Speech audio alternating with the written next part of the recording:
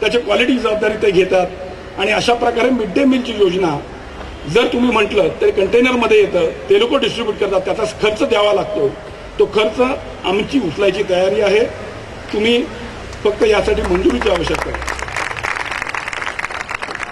दुसरा विषय असा झाला तो म्हणजे की आर्थिक दृष्ट्या जे काही मागास आहेत त्यांसाठी आपण काय करू शकतो. तर त्यासाठी आम्ही असं ठरवलंय की एका मुलामागे शैक्षणिक दत्तक योजना पूर्ण वर्षभराचा खर्च, पाटी, दप्तर, पेन्सिल, गणवेश, तो आजारी पडला तर त्याची मेडिक्लेम पॉलिसी आमच्यापैकी एक विद्यार्थी घेईल. त्याचा साधारणपणे खर्च 15,000 रुपये आहे.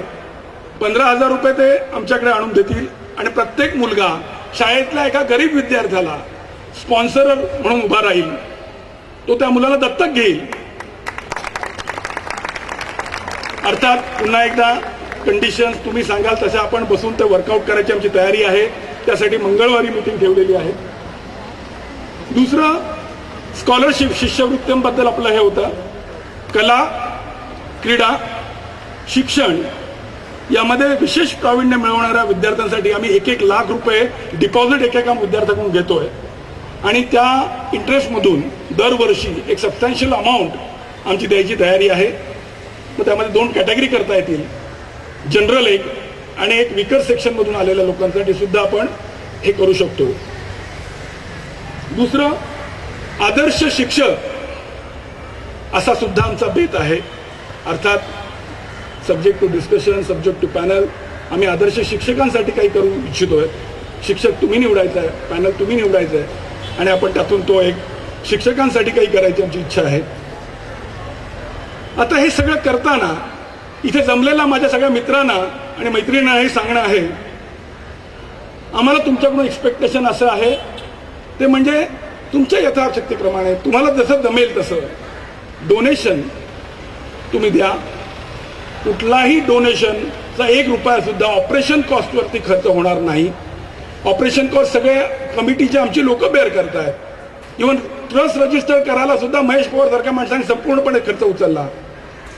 अशा प्रकारे आम्ही टोटल हे करतोय. फक्त तुमचा प्रत्येक पैसा हा डोनेशनसाठी आला पाहिजे.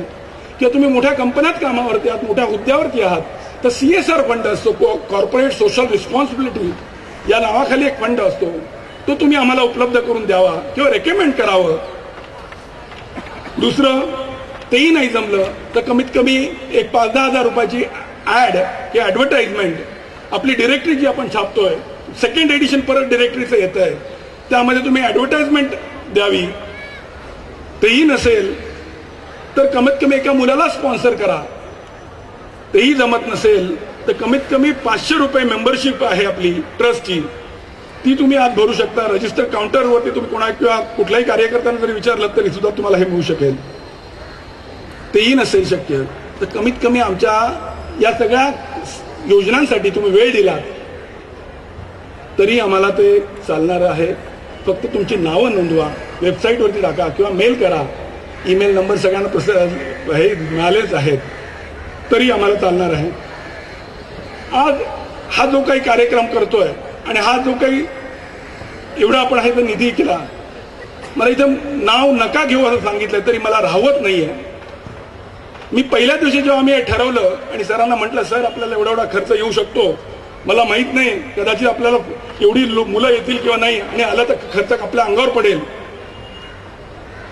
पहिला माझा मित्र समोर आला, त्याचं नाव आहे संदीप दोंदे. त्यांनी 2.5 लाख रुपये काही मनात न आणता लगेच काढून दिले. ते म्हणाले तू कार्यक्रमाला वापर, डोनेशन म्हणून वापर, पण हे पैसे माझ्या शाळेचे आहेत आणि त्यासाठी मी दिलेले आहेत. दुसरा मित्र अजित मराठे, ज्याच्यामुळे मी आज या व्यवसायामध्ये इथपर्यंत पोहोचलो. माझा शाळेतला मित्र अजित मराठे, त्यांनी 1 लाख रुपये डोनेशन दिलं. आणि तिसरा राजेश पाटील, माझ्याच वर्गातला माझा मित्र, समव्यावसायिक बिल्डर, त्याची स्वतःची वायनरी सुद्धा आहे, त्यांनी सुद्धा 1 लाख रुपये डोनेशन दिले.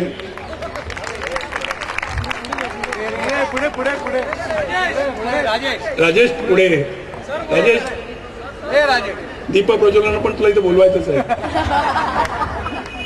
मला ही नावं का घ्यायची, मला मान्य आहे नावं घेणं, पण एक लक्षात घ्या, द्यायला सुद्धा मन लागतं, द्यायला सुद्धा मन लागतं. नाहीतर मंदिरात गेलो तर 100 देऊ की 10ची नोट जाते, याबद्दल सुद्धा आपण कधी कधी काळजी करतो.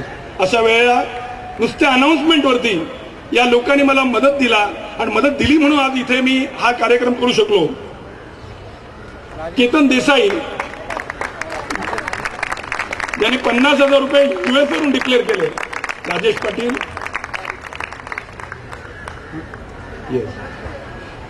प्रसाद महाडकर, मी त्याला म्हटलं मला माहित नाही, कार्यक्रमाला खर्च भरपूर येणार आहे, हा स्टेज, हा सर्व कार्यक्रम, जीवनगाणी नावाचा त्याचा स्वतः ग्रुप आहे, फार मोठे मोठे कार्यक्रम करतो प्रसाद महाडकर.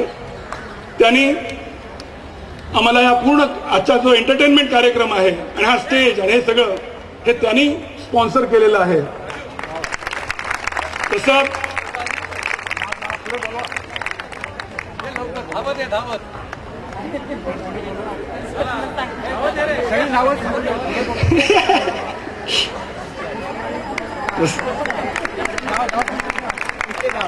प्रसाद जीवनगाणी या नावाने कार्यक्रम करतो.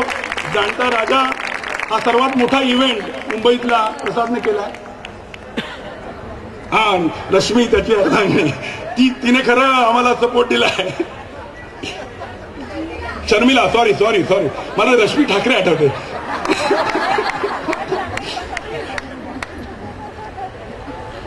नंतर हे सर्व होण्यासाठी माझी संपूर्ण टीम, डेटा कमिटी ज्यांनी अथक परिश्रम करून तुमचे सगळ्यांचे नंबर मिळवले, एडिटोरियल कमिटी ज्यांनी हे सर्व एडिट केलं, आज तुम्ही जर ते वाचाल तर त्यामध्ये वेगवेगळ्या कविता, शिक्षकांचे अनुभव किंवा विद्यार्थ्यांच्या आठवणी, अशा वेगवेगळ्या हे त्यांनी केलेलं आहे. शिवाय प्रत्येक विद्यार्थ्यांचे नंबर दिलेले आहेत. अशा प्रकारचं त्यांनी एडिटोरियल कमिटीने काम केलेलं आहे. दुसरं फंड रेझिंग कमिटी, अशा वेगवेगळ्या कमिटी एकत्र येऊन, इव्हेंट कमिटी, आज हे सगळं तुम्ही बघताय. नरेंद्र सकपाळचं मी विशेष कौतुक करेन. नरेंद्र करतो, या माणसाने 1 ते 1.5 महिना, स्वतः लॉयर आहे, हायकोर्टमध्ये प्रॅक्टिस करतो, सगळं सोडून अर्धा दिवस तो इथे आपल्याकडे काम करतो, 3 दिवस तो इथे आहे आणि त्यामुळे हा एवढा मोठा इव्हेंट होऊ शकला. आणि हे सगळे माझे सहकारी आहेत, मी फक्त नावाला अध्यक्ष आहे. सगुण नाईक, मी आता चुकून उल्लेख राहू शकतील, प्लीज माफ करा, मी फक्त टोकन ऍप्रिशिएट करतोय. अभि गत्रे ज्यांनी सगळ्या शिक्षकांना इथे आणण्याची व्यवस्था केली. पातकर सरांना तो चिपळूण मध्ये जाऊन भेटून आला आणि म्हणाला, सर मी तुम्हाला घेऊन येतो. नाडकणीबाई बेळगावरून इथे आलेले आहेत.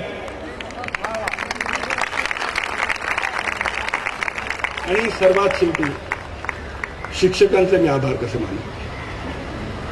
आम्हा सगळ्या, कमीत कमी माझ्यासारख्या दगडाला घडवून तुम्ही आज माणूस म्हणून उभा केलात आणि आज जो काही मान आणि हे जे काही मला मिळतंय हे केवळ तुमच्यामुळे आहे आणि तुमच्या ऋणातून मी कधी मुक्त होणार नाही.